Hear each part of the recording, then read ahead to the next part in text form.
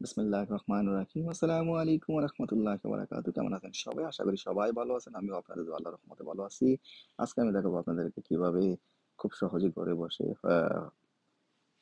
Big Mac taco বানাবেন। এই যে দেখুন, টাকো বানানোর জন্য এগুলো হচ্ছে রেসিপিগুলা দিয়ে আপনাকে এই সসটা বানাতে হবে।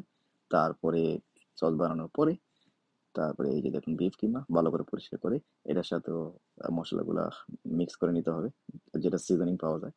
এই যে সিজনিংটা আমি দেখাবো আপনাদেরকে। এই যে ম্যাকরমিক, এই যে স্ম্যাশ সিজনিং, এই সিজনিং দিয়ে ভালো করে মেখে নিতে হবে।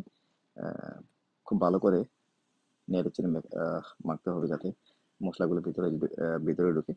তারপরে এই যে দেখুন, এই ব্রেডটা কিন্তু পাওয়া যায়, এই রুটি বলতে পারেন, রুটি। তো এই রুটির উপরে আহ, মাংসগুলো স্প্রেড স্প্রেড করতে হবে।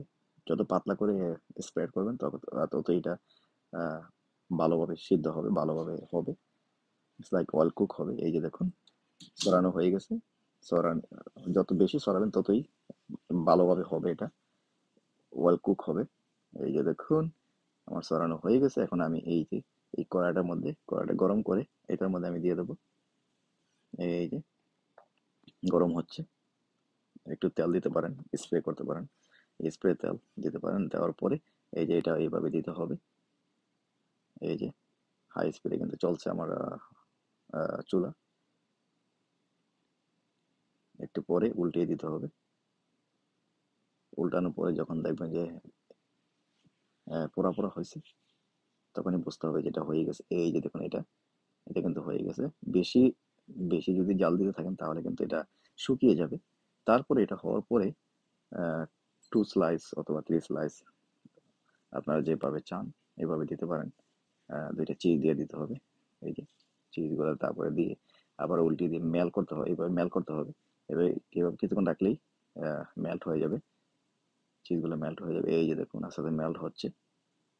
চুলা কিন্তু হাই স্পিডে চলছে। তারপরে আপনার কিছু পেঁয়াজ, এই যে ছোট ছোট গুঁড়া পেঁয়াজ, আগে থেকে কাটা ছিল পেঁয়াজগুলো।